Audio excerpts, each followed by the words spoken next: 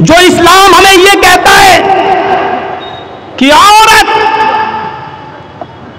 जिसकी आवाज भी इतने पर्दे में होना चाहिए कि अगर इमाम मस्जिद में रुकू करना या सजदा करना भूल जाए या एक रुकू के बजाय 2 रुकू कर ले और किसी मर्द को पता ना हो, पीछे कोई टोकने वाला ना हो, सुभान अल्लाह और अल्हम्दुलिल्लाह कहने वाला ना हो, और औरत को मालूम हो, औरतों की सफ़े लगी हो पीछे पर्दे के पीछे, उनको मालूम हो कि इमाम भूल गया, तो उनको इतनी दूर से सुभान अल्लाह और अल्हम्दुलिल्लाह कहने की ज़रूरत नहीं, अल्लाहु अकबर कहने की ज़रूरत नहीं है, क्योंकि अगर वो बोलेंगी तो उनकी आवाज़ मर्द सुनेंगे, उनकी आवाज भी कहीं फितना न बन जाए और नमाज पढ़ने वाले मर्दों के जहन में घुस न जाए कि बड़ी सुरीली बारीक आवाज, बड़ी जादू वाली आवाज है, और कहीं फिर ऐसी सुरीली आवाज वाली का पीछा न करने लगे।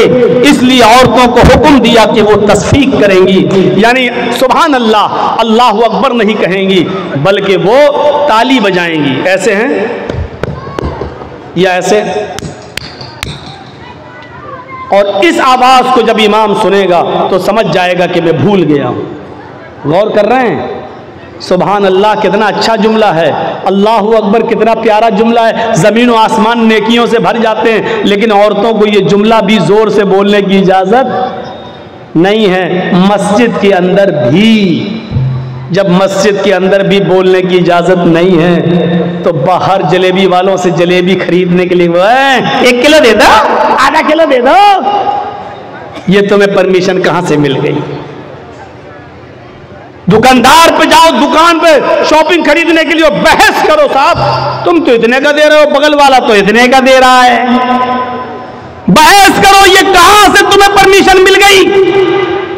आज के सुरियानियत के दौर में कदम कदम पर मेरे भाइयों वो दौर याद करो कि अबू बकर सिद्दीक ने सिर्फ 1 खजूर खा लिया था बस, और जब उसके गुलाम ने कहा कि ये खजूर तो मैं कहानत गढ़ के लाया हूं, किसी को मैंने कह दिया था कि तुम्हारी बीवी को बेटा होगा, आज उसको बेटा हुआ है तो वो खुशी में हमको दे गया। कहा अच्छा, ये तो अल्लाह को मालूम है बेटा है कि बेटी है, तुमने कैसे बता दिया? कहा वो तो मैंने धूल में लाठी मारी और उसके घर में बच्चा पैदा हो गया। अबू बकर सिद्दीक पानी पीते गए और हलक में उंगली डालते गए और कै करते गए, फिर उंगली डाली, फिर कै किया, और जब तक पूरा खजूर तो खा लिया तक निकाल नहीं दिया तब तक सुकून नहीं मिला। और बाद में कहा हराम का 1 लुकमा अगर कोई खाता है, 1 लुकमा, तो अल्लाह ताला उसके दिल को सयाह कर देता है, सयाह काला कर देता है, और जब तक वो तौबा न कर ले अल्लाह उस नुक्ते को मिटाता नहीं है। तौबा कर लेता है तो नुक्ता मिटा देता है, और तौबा नहीं करता तो वो नुक्ता बढ़ते बढ़ते पूरे दिल को काला कर देता है। आज कदम कदम पर आप देख लीजिए, हमको एक वॉशिंग मशीन खरीदना है, वॉशिंग मशीन वाला कह रहा है साहब वॉशिंग मशीन 15,000 की है। आप ऐसा करते हो कि नहीं करते हो?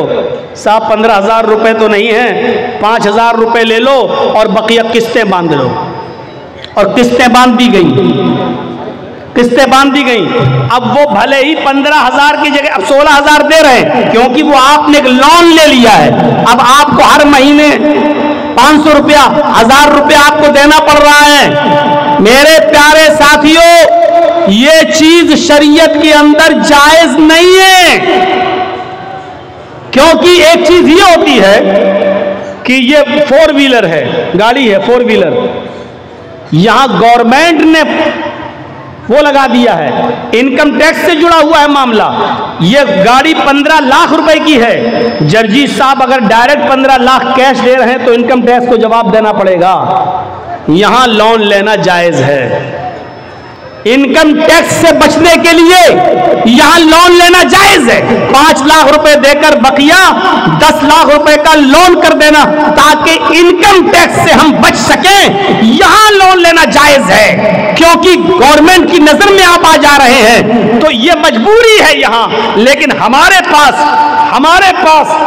ये मोबाइल खरीदने का पैसा है, ये मोबाइल 15,000 का है, मेरे पास 15,000 रुपए हैं भी, लेकिन इसके बावजूद भी हम 5,000 देकर 1,000 रुपए महीना हम बाद में आपको देंगे, तो ये चीज जायज नहीं है। आज कदम कदम पर ऐसी बुराइयां हमें देखने को मिलती हैं। आज हम हराम के किस लुक़मे तक पहुंच चुके हैं हमें पता नहीं है। हम नमाज भी पढ़ रहे हैं और हराम लुक़मे भी खा रहे हैं। हजरत आयशा फरमाती हैं, तुम्हारी कमर कमान की तरह झुकी क्यों ना जाए, दुआएं करते करते यानी तुम बूढ़े क्यों ना हो जाओ, जब तक तुम हलाल लुक़मा नहीं खाओगे और हराम लुक़मा नहीं छोड़ोगे, अल्लाह तुम्हारी दुआ को तुम्हारे सर से ऊपर नहीं ले जाएगा। क्रेडिट कार्ड अभी पूछो ना तो बड़े बड़े लोगों के पास क्रेडिट कार्ड मिलेगा। क्रेडिट कार्ड की हैसियत क्या आपको मालूम है? क्रेडिट कार्ड, बैंक आपके बैलेंस को देखते हुए क्रेडिट देती है आपको। क्रेडिट कार्ड 1 लाख रुपए आपको उधार दे दिया गया, आपने ले लिया, एक लिमिट होती है, इस लिमिट में आपको वो बैंक में उतना पैसा देना है तब तो ठीक, और जैसी वो लिमिट निकली आपके ऊपर परसेंटेज लगना शुरू हो गया, आपको अब मजीद देना पड़ेगा। अब 1,05,000 देना है, 1,10,000, क्योंकि आपने लिमिट के अंदर आपने पैसा जमा नहीं किया। कोई बैंक आपको 1 लाख रुपया उधार क्यों देगी? आपको क्यों देगी 2 लाख? आपको क्यों देगी 1 लाख? वो जानती है कभी ना कभी तो आप ऐसा करेंगे कि वक्त पर नहीं दे पाएंगे, कभी मजबूरी होगी आपके साथ, और जहां मजबूरी में आपने एक किस्त भी जमा नहीं की वहीं से आपके ऊपर ब्याज लगना शुरू होगा। इसीलिए उलमा ने बिल इत्तिफाक फतवा दिया है कि क्रेडिट कार्ड बनवाना जायज नहीं है और क्रेडिट कार्ड नाजायज। अब आप अंदाजा लगाइए, तो हमें ये इल्मी ये मदरसों से ये चीजें मिलेंगी आपको, या गहरा मुताला कीजिए। आज हर जबान में किताबें छप चुकी है, हर जबान में किताबें आ चुकी हैं। आप इस्लाम का मुताला कीजिए, हलाल और हराम को देखिए। मेरे भाइयों, कदम कदम पर आपको हराम और हलाल की तमीज आज उठ चुकी है, कदम कदम पर देखने को मिलेगा। तो बाप अपनी औलाद की अच्छी तरबियत करता है, माँ भी अपनी औलाद की अच्छी तरबियत करती है। तज़किरतुल हुफ़्फ़ाज़ में अल्लामा शम्सुद्दीन ज़हाबी ने नकल किया है कि एक औरत थी जिसके घर जब बच्चा पैदा हुआ, एक औरत थी जिसके घर में एक बच्चा पैदा हुआ। जब वो बच्चा पेशाब करता था तो उसकी माँ उसकी शर्मगाह पर पानी डाल दिया करती थी। बच्चे ने पेशाब किया, माँ ने पानी डाल दिया, बच्चे ने पेशाब किया, फिर माँ ने पानी डाल दिया। माँ पानी जरूर डाल दिया करती थी। आजकल हमारी माएँ क्या करती है, बच्चे की पैंट की चैन खोली, बेटा यहाँ खड़े होकर पेशाब कर ले, यहाँ खड़े होकर पेशाब कर ले, बेटा खड़े, 5 साल 6 साल का बच्चा खड़े होकर पेशाब, यहाँ बच्चा पेशाब करता, माँ पानी डाल देती। पहला दिन था उस बच्चे के चलने का, पहला दिन था बच्चे के चलने का। बच्चा जैसे ही पहला दिन खड़ा हुआ और उसको चलने लगा, उसको पेशाब लगा, बच्चे ने ऐसी पानी का बर्तन उठाया अपने कमजोर हाथों से और ऐसे लंगड़ाते हुए धीरे धीरे चाल से गया और दरवाजे के पास जाकर बैठ गया। माँ दूर से देख रही कि देखे मेरा बेटा क्या करता है। वो बैठ गया, उसने अपना कपड़ा खुद उतार लिया, बैठ के पेशाब करने लगा। उसको मालूम नहीं कि पेशाब कैसे होता है, उसको पता नहीं इस्तिंजा कैसे होता है, उसको पता नहीं पानी किस हाथ में पकड़ना चाहिए और शर्मगाह किस हाथ में पकड़ना चाहिए, उसको नहीं मालूम। उसको सिर्फ इतना मालूम है कि मेरी माँ मेरी शर्मगाह पे पानी डाल देती थी, बस। उसने पेशाब किया और पानी अपनी शर्मगाह पे ऐसे ऐसे लिया और ऐसे डाल दिया, अपनी शर्मगाह पर पानी डाल लिया, ऐसे लिया और ऐसे पानी उड़ेल लिया। उसने धोया नहीं, वो जानता ही नहीं, बच्चा है छोटा, पहला दिन था चलने का। उसने पानी अपनी शर्मगाह पे डाला, माँ दूर से देख रही है, वही उसकी आंखों में आंसू आ जाते हैं और रोते हुए कहती है, फुज़्तु बिरब्बिल काबा, काबे के रब की कसम में कामयाब हो गई, अल्लाह की कसम में कामयाब हो गई। मैं जो सिखाना चाहती थी अपने बच्चे को मैंने वो सिखा दिया, मैं जो सिखाना चाहती थी अपने बच्चे को मैंने सिखा दिया। मैं यही सिखाना चाहती थी कि मेरा बेटा पैंट की चैन खोल के खड़े होकर गधे और कुत्तों की तरह पेशाब न करे। मैंने बहुत कुछ कह दिया है, गधे और कुत्तों की तरह पेशाब ना करे। अक्लमंद होगे तो समझ गए होगे कि मैंने क्या कहा है। और नहीं होगे तो एक कान से सुन के दूसरे कान से उड़ा दोगे। ये तालीम आपको माँ की गोद से मिलेगी। Mother's lap is first college for children. माँ की गोद बच्चे का पहला मदरसा है, या इन दीनी मदरसों से मिलेगी। आप बड़े बड़े यूनिवर्सिटी देख लो, पूर्णिया मेडिकल कॉलेज देख लो, किशनगंज मेडिकल कॉलेज देख लो, जामिया मिल्लिया JNU, बड़े बड़े कॉलेजेस और यूनिवर्सिटीज देख लो, जहां से पढ़ के निकलने वाले बड़े बड़े डॉक्टरों को, इंजीनियरों को देख लो। उनको डिग्रियां तो मिल गई, डॉक्टरी की, PhD की, इंजीनियर की, लेकिन तरबियत नहीं मिली। आज उनको सड़क के किनारे पैंट की चैन खोलकर गधों की और कुत्तों की तरह पेशाब करते हुए आप देख सकते हो। तरबियत मां की गोद से या मदरसों से मिलती है। इसलिए बच्चे को पढ़ाने और लिखाने के साथ साथ अच्छी तरबियत भी जरूरी है। अच्छी तरबियत दोगे तो बच्चा नेक बनेगा और आपकी खिदमत करेगा। अरे कम से कम बच्चों को इतना तो पढ़ा दो कि आपकी कब्र पर जाकर वो ये कह सके, अल्लाहुम्मा ग़फ़िर ले अबी वरहमहु वआफ़िही वअफ़ु अन्हु। अल्लाह ये मेरे बाप की कब्र है, अय अल्लाह इनकी मग़फ़िरत फरमा दे, अल्लाह इन पर रहम फरमा, अय अल्लाह इनकी बेहतरीन मेहमान नवाजी कर। अरे इतना तो सिखा दो कि आपका बेटा आपकी कब्र पर जाकर ये दुआ कर सके, अल्लाहुम्मा आनिसहु फी वहदतिही, अल्लाहुम्मा आनिसहु फी वहशतिही, अल्लाहुम्मा आनिसहु फी गुरबतिही। अय अल्लाह इस कब्र में मेरा बाप है, अय अल्लाह इस तन्हाई में, इस तारीख में, इस अंधेरे में मेरे बाप के लिए मेरी बाप को मानूस कर दे यहाँ के तन्हाई से। अय अल्लाह मेरे बाप को मानूस कर दे यहाँ की वहशत से, खतरनाक कीड़े और मकोड़ों से। और अल्लाह मेरे बाप की बॉडी को महफूज फरमा दे और मानूस कर दे यहाँ की अजनबियत से। कम से कम इतना तो सिखा दो कि मरने के बाद आप तो खुश हैं कि आपने अपने बच्चे को डॉक्टर बना दिया, लेकिन इतना जानते हो कि आपके मरने के बाद कि आपका बेटा आपकी कब्र पे आपके लिए दुआ भी कर सकता है। आज भी वो जाता तो कहता अल्लाह मेरे बाप को बख्श दे, अल्लाह मेरे बाप के कब्र को, अल्लाह मेरे बाप के गुनाह को माफ कर दे। अरे ये कोई दुआ हुई? तुम अपनी जबान में दुआ कर रहे हो। अरे दुआ भी करो तो वो दुआ करो जो अल्लाह के नबी ने बताई है, जो अल्लाह के नबी ने फरमाया है, अल्लाहुम्मा इन्ना भी फी जिम्मतिक व हब्ली जवारिक फक़ही मिन फितनतिल क़ब्रि व अज़ाबिन नार व अंत अहलुल वफ़ाई वल हक़ फ़ग़फ़िर लहू वरहमहू इन्नका अंतल गफ़ूरुर रहीम। क्या कोई बेटा है जो अपने बाप की कब्र पे जाके ये दुआ पढ़ता है? बाप तो तुम्हें डॉक्टर बना के चला गया, लेकिन तुम अपने बाप की कब्र पे जाके ये भी नहीं पढ़ सकते हो क्योंकि बाप ने तुम्हें ये नहीं सिखाया था।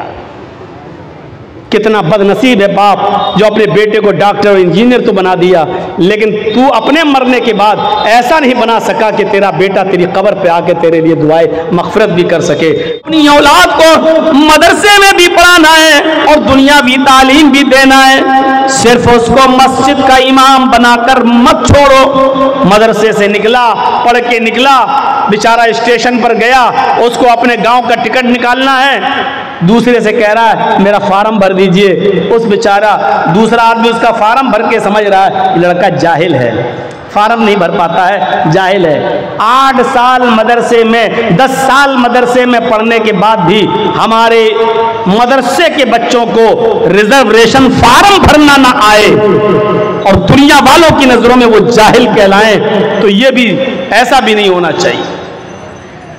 आज मदरसों को इतना स्ट्रांग करिए मेरे भाइयों कि वहां कंप्यूटर की भी तालीम हो।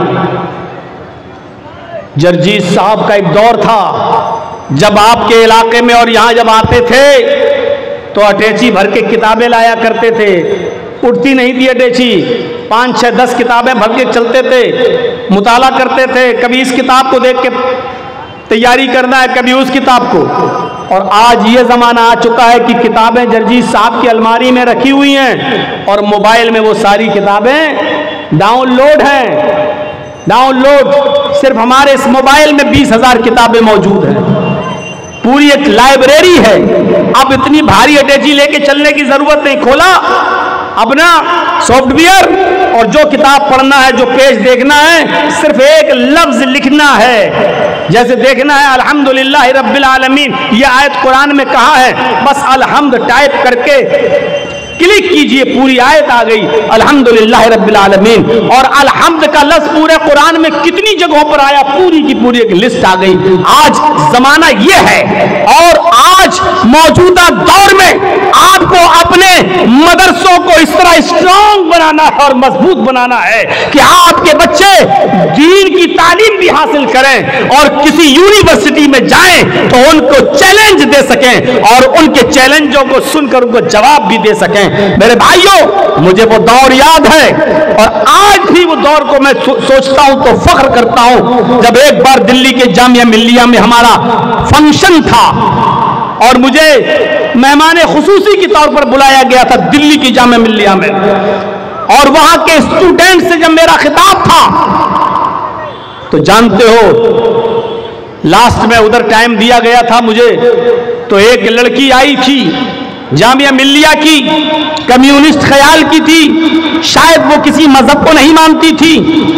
वो आकर स्पीच पे कहती है कि इस्लाम 1400 साल का पुराना हो चुका है, इस्लाम को भी मौजूदा हालात के तहत बदलना चाहिए, कुछ चेंजिंग आनी चाहिए। हर चीज जब पुरानी हो जाती है तो उसको रिजेक्ट कर दिया जाता है और उसकी जगह पर नई चीज लाई जाती है।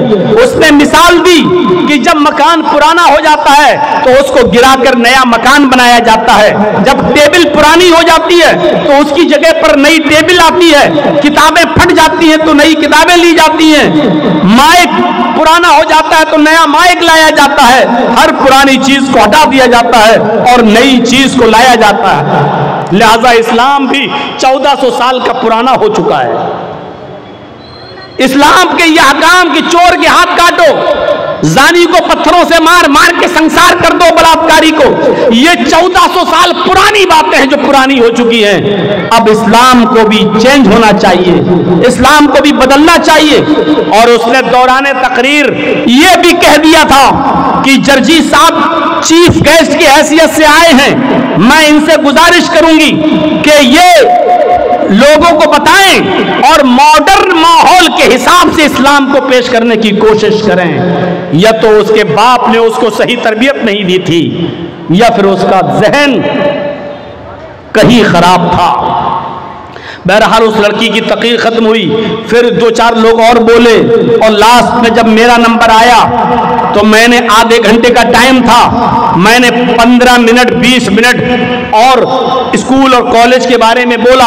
उस जमाने में ये मोबाइल का जमाना नहीं था और ये जमाना नहीं था वीडियो नहीं बनती थी, आइडियो में कोई तकरीर होगी हमारे पास। मेरे प्यारे साथियों, उस जमाने में फिर लास्ट के 10 मिनट को मैंने लिया और लेने के बाद मैंने कहा कि हमारी एक बहन आई थी, वो कह रही थी कि इस्लाम को भी बदलना चाहिए, 1400 साल पुराना हो चुका है। हमारी सिस्टर को पता नहीं इस्लाम कुदरती मजहब है, इस्लाम नेचुरल है और कुदरती और नेचुरल चीजें नहीं बदलती हैं। मसनूई चीजें, आर्टिफिशियल चीजें बदली जाती हैं, कुदरती चीजों में तब्दीली नहीं होती है। हमारी सिस्टर ये भूल गई, सड़क आर्टिफिशियल होती है, पुरानी हो गई नई बनेगी। आपकी टेबल आर्टिफिशियल है, पुरानी हो जाएगी नई आएगी। लेकिन मुझे एक भी कोई कुदरती चीज ऐसी बताइए मेरी बहन, मुझे एक भी नेचुरल चीज ऐसी बताइए जो पुरानी और बदल गई हो। मैं देखता हूं आम का पेड़ आम देता है, अमरूद का पेड़ अमरूद देता है, अंगूर की बेल में अंगूर लगते हैं, तरबूज की बेल में तरबूज लगते हैं। मैं देखता हूं ये तरीका बहुत दिनों से चला आ रहा है, बहुत पुराना हो चुका है। मेरी बहन, क्या आप इस तरीके को बदलने की बात करोगी और क्या अल्लाह से कहोगी जो भी तुम कहती हो ऊपर वाले को, क्या ये कहोगी हाय प्रभु, हाय ईश्वर, हाय अल्लाह, ये बहुत पुरानी चीजें हो गई कि आम से आम, अमरूद से अमरूद, अंगूर से अंगूर पैदा होता था, अब आम में तरबूज होना चाहिए, अंगूर में बेर होना चाहिए और एप्पल के पेड़ में अब ऑरेंज होना चाहिए। अब ये पुराना हो चुका है, अब कुछ जिद्दत चाहिए और नई चीज चाहिए। चेहरा देखने लगी, ये क्या टॉपिक आ गया। सोच रही थी कि मौलाना कहेंगे कि हाँ, इस्लाम को भी मौजूदा दौर के हालात बदलना चाहिए। मैंने उसको एक ऐसी मिसाल दी जिस पे सारी पब्लिक हंस दी। मैंने कहा सिस्टर, कुदरती चीजें कभी नहीं बदली। सूरज पूरब से निकलता है, ईस्ट से, पश्चिम में, वेस्ट में डूब जाता है। ये तरीका भी बहुत पुराना हो चुका है। ये तो इस्लाम से भी ज्यादा पुराना है। ये तो जिस दिन से सूरज की तख्लीक हुई उसी वक्त से ऐसा हो रहा है। मैं कहता हूं कि यह भी पुराना हो गया। अब क्या आपकी अकल ये कहती है कि आप सूरज को ईस्ट के बजाय वेस्ट से या नॉर्थ से या साउथ से निकलना चाहिए? आप क्या इस तरीके को बदल सकती हैं? सिर्फ देखे जा रही है कि बात क्या हो रही है। मैंने उसको लास्ट में यहां घसीटा। मैंने कहा सिस्टर, यह तरीका भी बहुत पुराना हो गया है। मां के पेट से पहले बच्चा पैदा होता है, फिर धीरे धीरे जवान होता है और लास्ट में बूढ़ा होकर मर जाता है। हमने कहा यह सिस्टम भी बहुत पुराना हो चुका है। क्या आप अपने घर में अपनी मां, बहन, बेटियों से इस सिस्टम को बदलने की बात करोगी? क्या ये कहोगी कि अब मां के पेट से बूढ़ा पैदा होना चाहिए? खिलाने पिलाने की क्या जरूरत है? पहले बूढ़ा हो, फिर धीरे धीरे जवान हो, फिर बच्चा हो के मर जाए।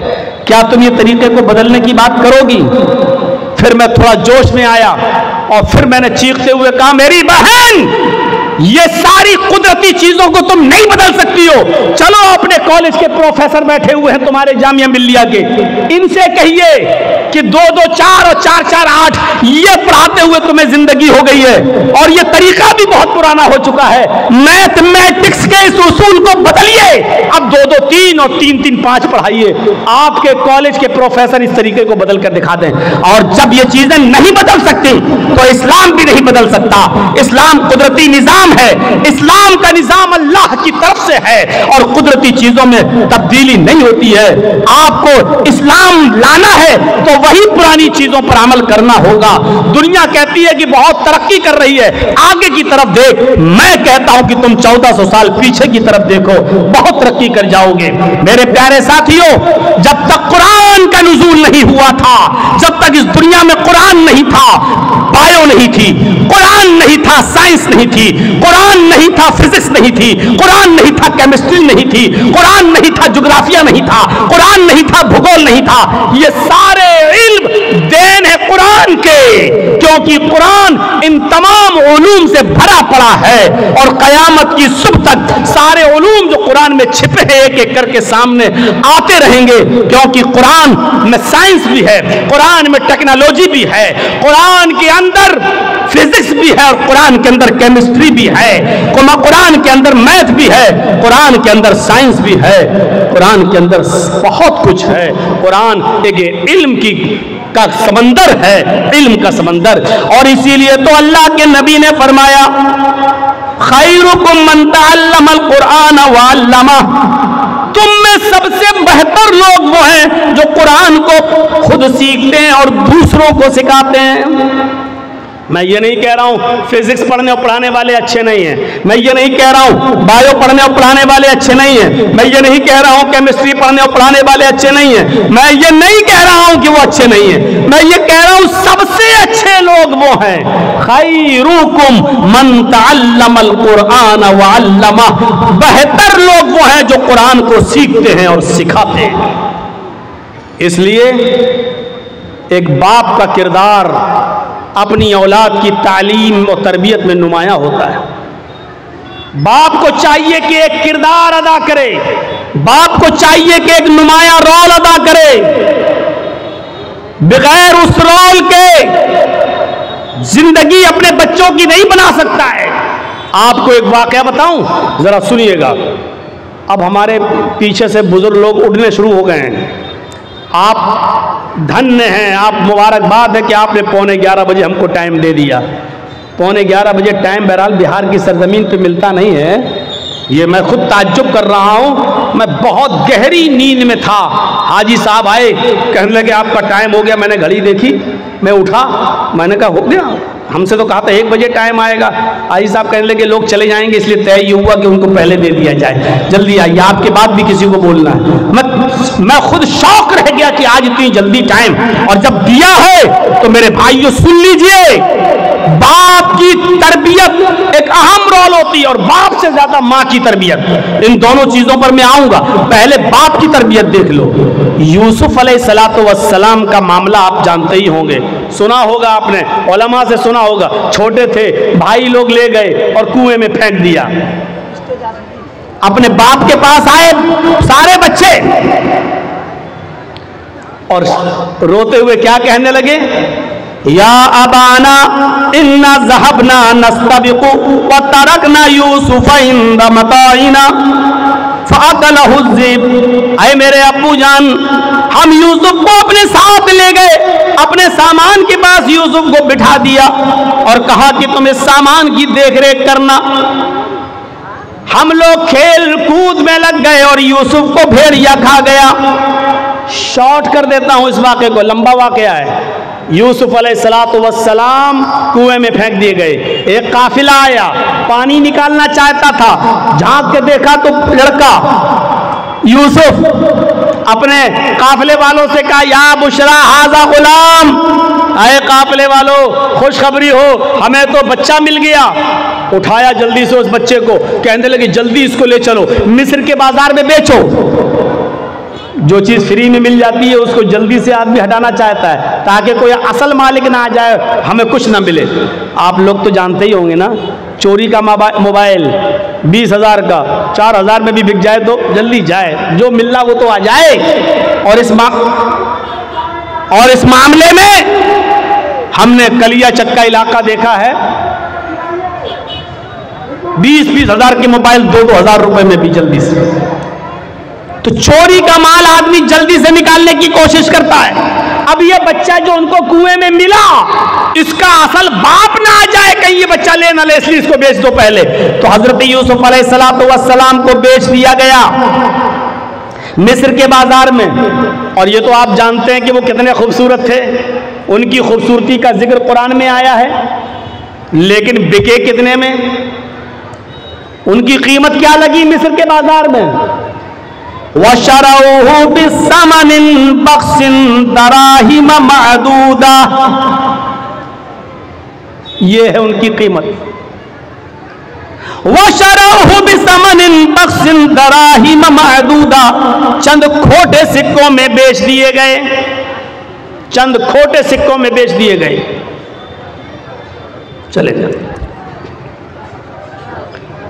बादशाह मिस्र के घर में आए। बादशाह ने अपनी बीवी से कहा, बहुत से लोग नाम लेंगे, जुलेखा जुलेखा, किसी सही हदीस में नहीं आया, इसलिए जब नाम आया नहीं तो हम नाम लेंगे नहीं, हम सिर्फ यही कहेंगे बादशाह की बीवी। बादशाह मिस्र ने अपनी बीवी से कहा, खिलाओ पिलाओ पालो पोसो बड़ा करो, बड़ा होगा, हमारी कोई औलाद नहीं, हम इसको अपना बेटा बना लेंगे, या ये आगे चलकर हमको कोई फायदा पहुंचाएगा। देख रेख होती रही, खिलाती रही, पालती रही, पोसती रही, बड़ा यूसुफ बड़े हो गए, जवान हो गए, बालिग हो गए। अब एक और इम्तिहान, इधर बालिग हुए, उधर बादशाह की बीवी का ही दिल आ गया यूसुफ पर। नबी बनने से पहले इम्तिहान देखिए, बादशाह मिस्र की बीवी का दिल आ गया, यूसुफ को बरगलाने लगी, बहकाने लगी, अपनी तरफ माइल करने लगी। यूसुफ बचते रहे, बचते रहे, बचते रहे, बहाना करते रहे, बचते रहे। धीरे धीरे चर्चा हो गया औरतों में, मिस्र की औरतों में चर्चा हो गया। और चर्चा क्या हुआ, देखो बादशाह की बीवी गुलाम को दिल दे बैठी, बादशाह की बीवी ने गुलाम को दिल दे दिया। और औरतों में चर्चा जब होता है ना तो बहुत खतरनाक चर्चा होता है। कोई बात आपको जल्दी से पूरे इलाके में फैलाना हो तो 2-4 औरतों को बता दो, शाम नहीं होगी फैल जाएगी। औरतों में चर्चे बहुत जल्दी होते हैं। वो एक वाकया सुना है, एक आदमी देखना चाहता था कि मेरी बीवी का पेट कितना मजबूत है, उसका हाजमा कैसा है, उस कोई बात अपने दिल में रख पाती है, संभाल करके नहीं रख पाती। एक दिन गया और तरबूज काट के लाया और तरबूज को दुपट्टे से ढक दिया। तरबूज लाल रंग का था, उसने दुपट्टे से तरबूज को ढक दिया और लाल रंग ने उस दुपट्टे को लाल कर दिया। और ऐसे लेकर वो अपने घर में घुसा। उसकी बीवी ने कहा ये क्या है? उसने कहा चुप चुप चुप चल चल है रुक। वो गया और अलमारी में उसने तरबूज रख दिया, कटा हुआ तरबूज। बीवी ने कहा दे क्या है उसमें, दिखाओ मुझे क्या है, क्या लेके आए हो? उसने कहा देखो तुम मेरी बीवी हो, तुम्हें हम सही सही बता देते हैं, बीवी से कोई बात छुपानी नहीं चाहिए। एक आदमी से लड़ाई हो गई थी मेरी, मैंने उसकी गर्दन काट दी, मैंने उसका सर कलम कर दिया और दिन में हम उसके गर्दन को फेंक नहीं सकते, कहीं पुलिस पकड़ लेगी, इसलिए रात जब हो जाएगी तब हम नदी में फेंकने जाएंगे उसका सर। तुम चुप रहो, किसी को बताना नहीं। नहीं नहीं नहीं, मेरा आदमी फंस जाएगा, मैं क्यों बताऊंगी किसी को? नहीं नहीं नहीं, ठीक ठीक ठीक, चलिए। 4 बजे के आसपास, 3 बजे के आसपास दिन में उसने तरबूज रखा था अलमारी में और मगरिब की अजान होने तक पुलिस आ गई उसके घर में। पुलिस छापा मारा। इसने कहा ये कहां जा रहे हो? कहा मुझे पता चला है कि तुम किसी आदमी की गर्दन काट कर लाए हो। घर खोलो। लेडीज पुलिस भी थी साथ में। पूरा घर छान मारा, अलमारी खोलने की नौबत आई। कहा साहब मैं आपको खुद ही बता देता हूं, मैंने किसी का सर नहीं काटा वाटा है, आपने मेरा पूरा घर चेक कर लिया है, इस अलमारी को भी चेक कर लीजिए, मैं खुद खोल देता हूं। अलमारी खोली उस आदमी ने।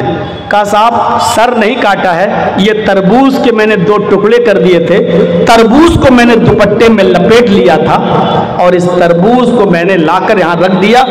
तरबूज लाल था इसलिए दुपट्टा लाल हो गया। बीवी को मैंने सिर्फ ये कहा कि मैं एक आदमी का सर काट के लाया, ये देखना चाहता था कि बीवी पर कितना भरोसा किया जाए, ये औरतें पेट की कितनी मजबूत होती हैं, ये देखना चाहता था। सर देख लिया, आज के बाद यकीन आ गया कि कोई बात भी बीवी तक को बताने के लायक नहीं। पुलिस वाले भी तरबूज देख के हंसने लगे और कहने लगे कि तुम्हें आज तजर्बा हुआ है? हम भी पुलिस में हैं, लेकिन खास बात हम भी अपनी बीवी को नहीं बताते हैं। मसल मशहूर है ये, औरतों में चर्चा हो गया। यूसुफ को अपना दिल दे बैठी बादशाह की बीवी। अब उसकी जब बदनामी होने लगी चारों तरफ, तो उसने कहा अच्छा, औरतों की चालें बड़ी खतरनाक होती हैं, जानते हो ना? और ना जानते हो तो मैं आपको बताऊं, मेरी माँ बहनें नाराज हो रही होंगी, ये मौलवी क्या कह रहा है, गुस्सा मत होइए। कुरान ने खुद कहा है इन्ना कैदकुन्ना अज़ीम, इन औरतों की चालें बहुत खतरनाक होती हैं।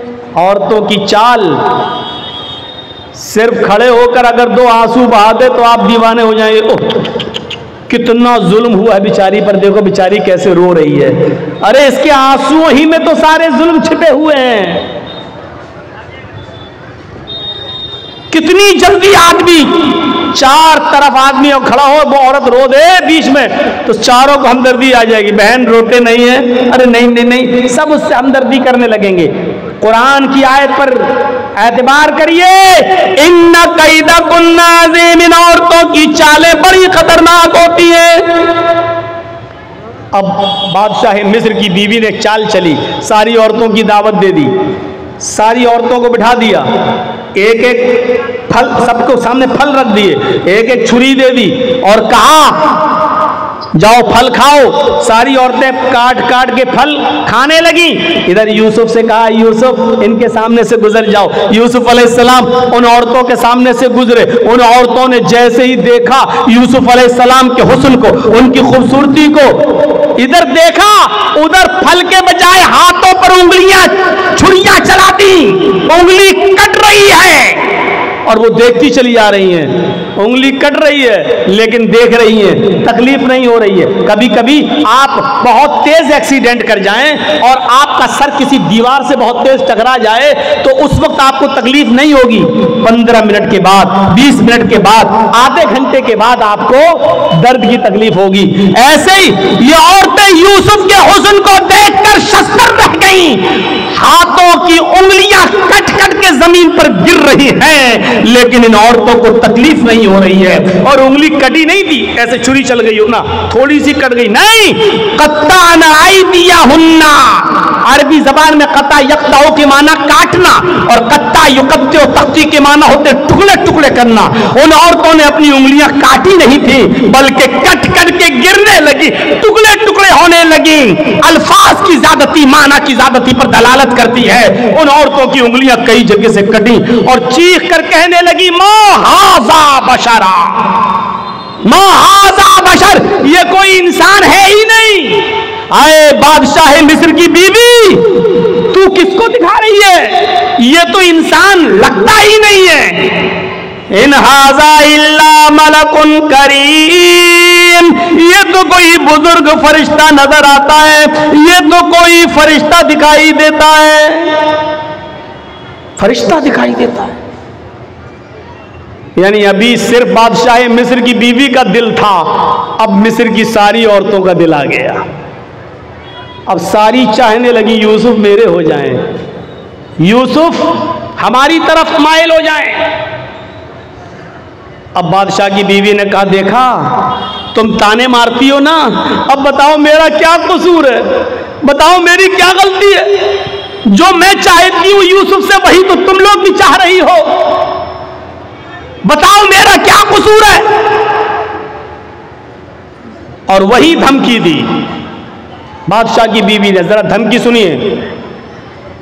आए औरतों, आए मिस्र की, मिस्र वालियों, अगर इस लड़के ने, इस जवान ने, इस यूसुफ ने अगर मेरा इरादा पूरा नहीं किया, मेरी बात नहीं मानी, इशारा आप समझ रहे होंगे। आए मिस्र की औरतों, अगर यूसुफ ने मेरी बात न मानी, अगर मेरा इरादा पूरा ना किया, मेरी बात न मानी और मेरे साथ वो काम नहीं किया जो मैं चाहती हूं, अगर ये मेरे करीब ना आया तो इसको सख्त से सख्त सजा दिलवाऊंगी या जेल के अंदर सड़वा दूंगी। जेल के अंदर सड़ेगा, ये जेल के अंदर अपनी पूरी जिंदगी गुजारेगा। जब यूसुफ अलैहिस्सलाम को ये धमकी मिली कि ये कह रही है अगर इसने मेरी बात ना मानी तो सख्त से सख्त सजा दिलवाऊंगी या जेल में सड़ा दूंगी, तो आसमान पे नजरें डाली यूसुफ अलैहिस्सलाम ने और अपने रब को पुकार कर क्या फरमाया, रब्बिस सिजनु अहब्बु इलैया मिम्मा यदूननी इलैहि। आए मेरे रब, आए मेरे परवरदिगार, मुझे जेल की जिंदगी ज्यादा महबूब है, मुझे जेल में जाना ज्यादा पसंद है, मुझे जेल में रहना ज्यादा गवारा है, मैं जेल में पूरी जिंदगी गुजार लूंगा, मुझे जेल में जाना ज्यादा महबूब है, पसंद है। लेकिन वो काम करना मैं तैयार नहीं, वो काम गवारा नहीं जिस काम के लिए ये औरतें मुझे बुला रही हैं। यानी एक नहीं बुला रही थी, कई औरतें बुला रही थी सारी। तो क्या काम, आय अल्लाह, जेल में जाना पसंद है लेकिन वो काम करना पसंद नहीं जिसकी तरफ ये मुझे बुला रही हैं। यदऊननी इलैहि, जमा मुअन्नस गायब नसेगा, एक औरत नहीं कई औरतें थी जो ये कह रही थी आए यूसुफ हमारे पास आ जाओ। और यूसुफ ने कहा, अल्लाह मुझे जेल जाना पसंद है लेकिन वो काम करना पसंद नहीं है जिस काम के लिए ये औरतें मुझे बुला रही हैं। अब तेरी मदद मुझे चाहिए। और मदद क्या चाहिए, व इल्ला तस्रिफ अन्नी कैदहुन्ना, इनकी चालों से मुझे बचा ले। अगर तूने मुझे इनकी चालों से न बचाया, अगर तूने मुझे इनकी चालों से महफूज न रखा, अस्बु इलैहिन्ना, तो मैं भी इनकी तरफ माइल हो जाऊंगा, मैं इनकी चालों में फंस जाऊंगा, मैं इनकी चालों में गिरफ्तार हो जाऊंगा। व अकुम मिनल जाहिलीन, और जाहिलों नादानों में मेरा शुमार हो जाएगा। यानी औरतों की चालों से बचने के लिए यूसुफ अलैहिस्सलाम भी दुआ कर रहे हैं अल्लाह से कि अल्लाह मैं जेल में चला जाऊंगा ये पसंद है, लेकिन वो काम करना पसंद नहीं है जिसकी तरफ ये मुझे दावत दे रही हैं। हाँ, लेकिन तू मुझे इनकी चालों से बचा ले। पता नहीं कौन सी चालें हैं, पता नहीं कैसी कैसी चाल ये इस्तेमाल करके मुझे अपनी तरफ माइल कर ले, इसलिए मेरे परवरदिगार तू मुझे बचा। और फिर भी यूसुफ अलैहिस्सलाम चाल से बच नहीं सके। कहा ओ यूसुफ एक काम है। कहा अच्छा चलो काम है, मैं तो खरीदा हुआ गुलाम हूं इनका, बात मानना पड़ेगी, आओ इधर आओ। वो यूसुफ को ले गई, दरवाजा बंद कर दिया, दूसरे कमरे में ले गई, उसका दरवाजा बंद कर दिया, एक और कमरे में ले गई, उसका दरवाजा बंद कर दिया। वग़ल्लक़तिल अब्वाब, एक नहीं कई दरवाजे थे बंद कर दिए, और आखिरी वाले रूम में ले जाकर कहा यूसुफ आओ, आज तन्हाई है, मौका है, कोई नहीं है, आओ, मैं कब से तुम्हारे बड़े होने का और बालिग होने का इंतजार कर रही थी, आओ, तुम्हारी खूबसूरती और हुस्न ने मुझे तुम्हारा दीवाना कर दिया है, आओ मेरी तरफ आओ। यूसुफ अलैहिस्सलाम ने कहा माज़अल्लाह, अल्लाह की पनाह, क्या इसीलिए तुम मुझे यहाँ लेकर आई हो? वहां से भागते हैं, औरत भी पीछे पीछे भागती है, पहले दरवाजे से भागने में कामयाब हो गए, दूसरे दरवाजे पे पहुंचे, औरत भी पीछे पीछे भाग रही है, दूसरे दरवाजे से निकलने में कामयाब, तीसरे दरवाजे पर पहुंचते हैं, दरवाजा पकड़ के खोल ही रहे हैं कि पीछे से औरत आती है और उनकी कमीज पकड़ के खींचती है, पीछे से कमीज फट जाती है, पीछे से कुर्ता फट जाता है। यूसुफ अलैहिस्सलाम का पीछे से कुर्ता फटता है, सामने का दरवाजा खुलता है, दरवाजा खुलता है तो क्या देखते हैं, उस औरत का शौहर खड़ा है, बादशाह सामने खड़ा है। इस औरत ने फौरन इल्जाम लगाते हुए फरमाया, आए मेरे सरताज, आए मेरे शौहर, जो तुम्हारी बीवी पर गलत नजर डालकर उसके साथ बुरे काम के इरादे से अंदर दाखिल हो जाए, बताओ उसकी सजा क्या होनी चाहिए सिवाय जेल के? मक्र फरेब करके यूसुफ अलैहिस्सलाम को जेल पहुंचा दिया गया। मुफस्सिरीन का इख्तिलाफ है, किसी ने लिखा 7 साल जेल में रहे, किसी ने लिखा 10 साल जेल में रहे, बहरहाल एक लंबी मुद्दत जेल में काटी। ख्वाब की ताबीर का इल्म दिया गया, इधर मिस्र में कहत पड़ गया, बादशाह बड़ा परेशान।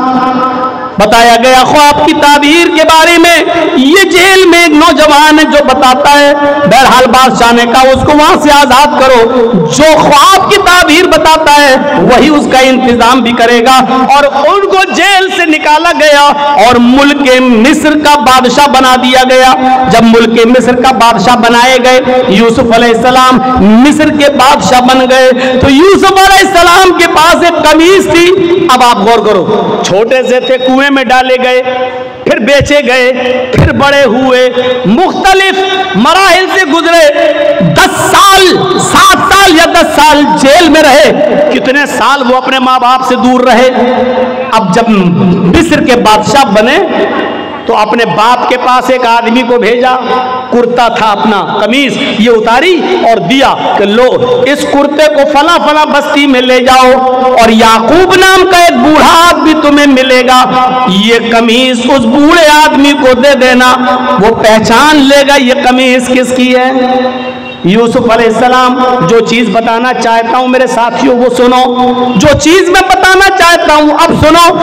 वो कासिद, वो दूत, वो एलची जब यूसुफ अलैहिस्सलाम की कमीज लेकर उनके बाप के पास पहुंचा, कहने लगा मिस्र के बादशाह ने ये कमीज आपको दी है और कहा है कि ये कमीज देते ही वो मुझे पहचान लेंगे ये कमीज किसकी है। बादशाह ने, वो याकूब अलैहिस्सलाम ने ऐसे कमीज ली, देखा, आंखें कमजोर थीं, निगाहें काम नहीं कर रही थीं, उस कमीज को ऐसे नाक पे रख के सूंघा, कहने लगे ये तो यूसुफ की कमीज है।